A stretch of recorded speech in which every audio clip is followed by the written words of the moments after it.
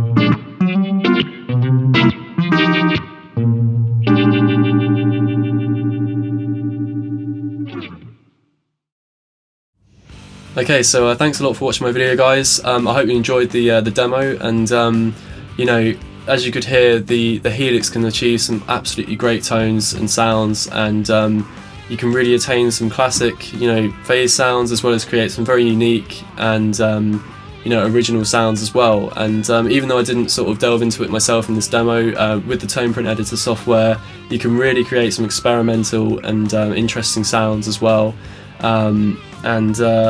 Yeah, you know, if you're in the market for a new phaser pedal, definitely check one out, because you know, it absolutely deserves to be, you know, tried out, because against other pedals, because, you know, it's very well made, it's very affordable as well. If you look at other phaser pedals on the market, the features that are, you know, on this pedal, I think there's not really another phaser that can stand up against it, to be honest. And you know, for that reason, I don't see any reason why not to try one out. So you know, as a lover of modulation pedals, you know, phasers, choruses, you know, they can be incredibly inspiring as a songwriting tool as well. And if you haven't really kind of used modulation pedals before, I think that's kind of the prime reason to buy one. Is not to, you know, necessarily try and recapture a sound on a record that you've heard before, but to make your own, and to, you know, kind of just use it to create some interesting music.